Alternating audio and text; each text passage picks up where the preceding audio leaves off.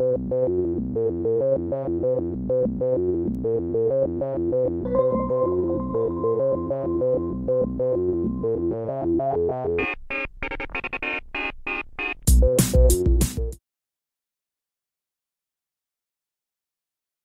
and welcome back to the History Hut. This is part 2 of our discussion of the peopling of the Americas. I'm Jim, this is Dr. K. And out of all the things we talked about in part 1, what's the first civilization really studied out of all that? Well, the first one that we get to really is the Olmec. So we've got, people here for umpteen thousands of years. Umpteen. Umpteen thousands of years, and the Olmec is the first one that we would consider a civilization. Now, that brings up the whole question of what is civilization. That's what I was going to ask. Very, very kind of Eurocentric question, because it's really Europeans that, when they're looking at people in the New World, are going to decide whether or not they're civilized. And in most cases, they just decide that, no, they're actually savages or barbarians or really, really backward, and they don't have all the markers of civilized society. So a good question then is, what are these definitions of civilization? So civilizations are often characterized by advanced agricultural systems, and by having an urban culture, having long distance trade, having occupational specialization, and usually we see some kind of monumental structures or architectural work. And of course, when Europeans do come to the Americas, not just Columbus, but Cortez and the conquistadors that follow, they see all this stuff and they still won't admit that this is a civilization. So they go, well, there are other characteristics that you have to look for. Do they have a transportation system? And the answer would be yes, they do. But they were like, oh, no. Do they have a writing system? No, they don't. Well, in fact, they do, because the Olmec and the Maya and the Aztec are all using glyphs, hieroglyphs, pictographs, logographs. They're using all sorts of things, and they're actually writing on stone. But Europeans come and go, oh, yeah, no, I don't see any pens and papers here. I don't think they have a writing system. Do they have a legal system? They'd be like, I don't see one. Sorry. Where's your court? No judges. No, can't see it. Monumental architecture. Yes, you come into these territories, you see these huge stone cities with big pyramids in them, and they're like, I don't know.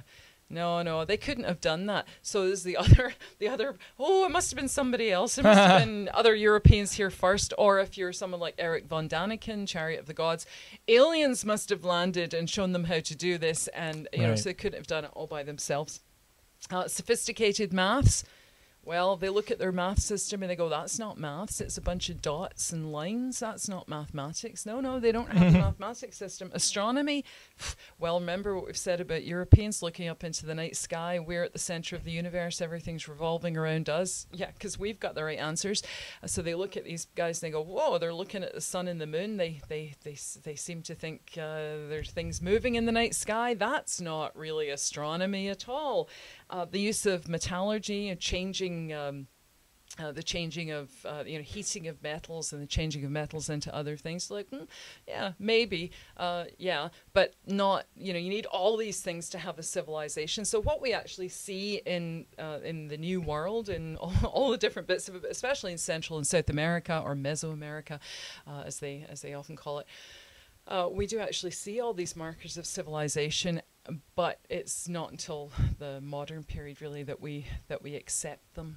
We say, because some of them we don't find, some of them we can't decipher for centuries and centuries, but they are actually all there, and so that's what we're going to have a wee look at, the Olmec. And so the Olmec are considered to be the mother culture.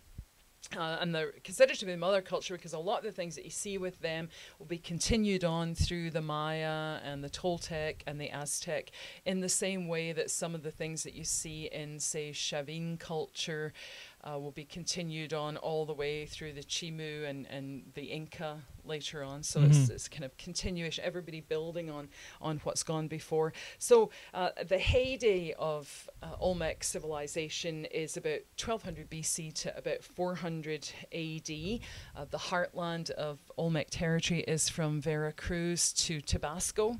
I've been to Veracruz. Have you? That's cool. And have you had any Tabasco the first time on your food?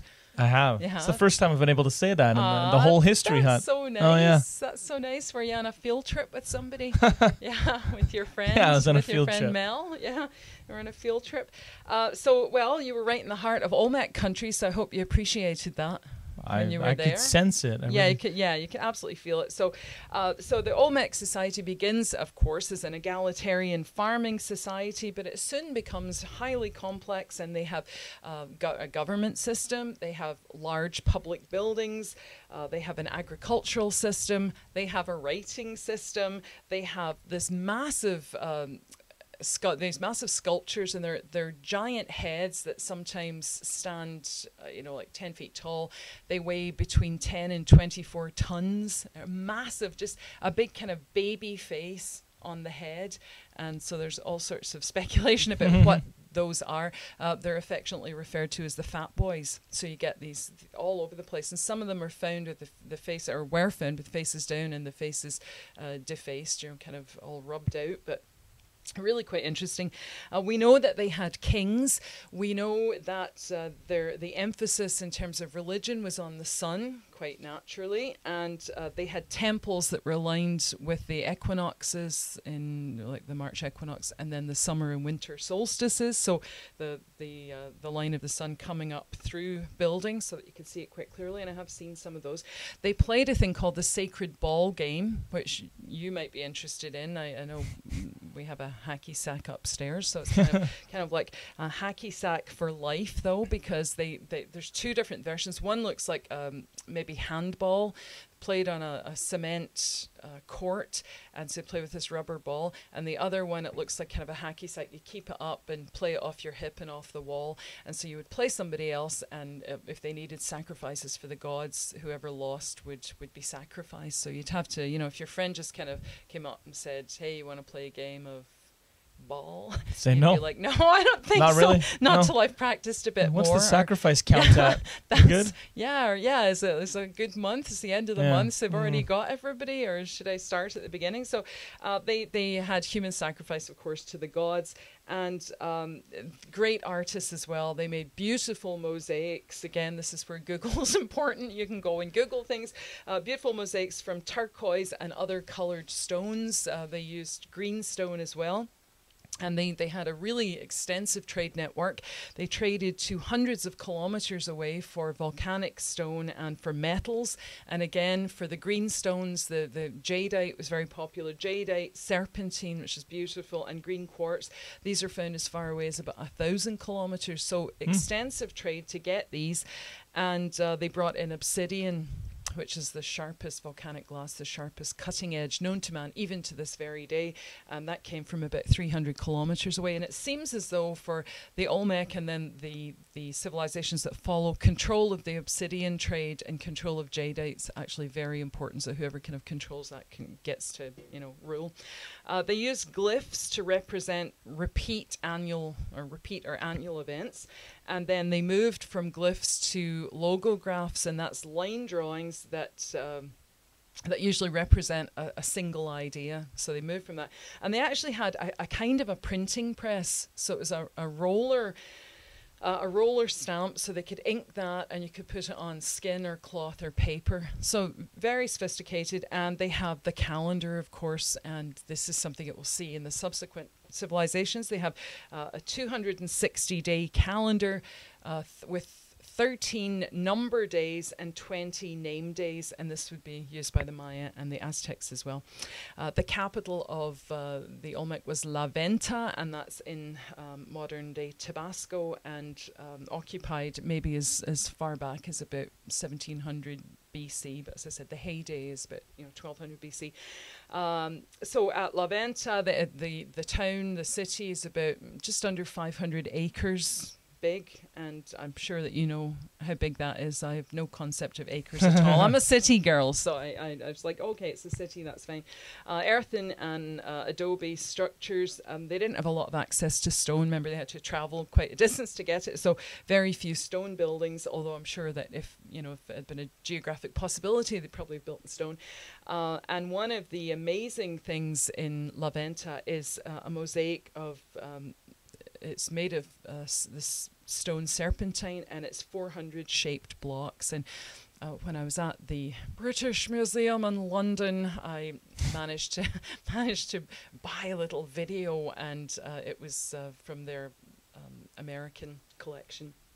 And it wasn't the La Venta one, but they were showing you the two-headed serpent, the Aztec two-headed serpent, and it was made from this stone serpentine, and just absolutely amazing. They take these chunks of rock. They had a guy, one of the men that works there, and he was making a mosaic. So you take the chunk of rock and then they just batter it with a big stone egg, get these tiny bits out, and then they start to shape them, and then they actually kind of glue them together, and then they chip away at each side so that they get exact shapes. And then he showed you him putting together just a really small mosaic. It's just absolutely amazing. And then they buff it all down so it's all at the same level. Just the process is just great. So this one's famous, and at the center of La Venta was a 30-meter tall pyramid, and the city was laid out, with streets and plazas. So again, very sophisticated, and actually a civilization and a people. It kind of sounds civilization-y. It does kind of, anytime there's a town and long distance trade and bright shiny things like jewels. Yeah, well, especially bright shiny things. You need those. Oh yeah, because then you get the girls to the town, be like, oh, I want to buy some at the market. Do you have a market? Oh, you have markets. That's great. Is that right? Yeah. So spend Friday at the market. So this is considered the kind of mother culture in Mesoamerica, and there's a lot of other things to say about it. But the one thing that I say, as though I'm working on this, the one thing that hasn't been done is they haven't been able to decipher the Olmec glyphs. They think it's a kind of ancient, kind of predates Maya, so it might be connected to the Mayan language, but they haven't actually been able to decipher it. So, and we know from work on the Maya that when you can decipher the glyphs, you can read the whole history of the people. So at some point in the future, no doubt someone will manage to crack that, and then we'll have a really good history of the Olmec. Should let me have a look. Oh, okay. Yeah. Do that in your spare time. Give up the Sudoku and start trying to... Oh, no, that's too advanced for me. Well, that's math. Woo, we know how we feel about math, so that's no good. Give up the crosswords. Yeah. Yeah. And do this. Speaking of giving up, I think that about does it for part two. That does it for part 2 of the peopling of the Americas. So join us. Join us for part 3. Oh, you gave it away. Oh. Join us for part 3 when we'll discuss another civilization.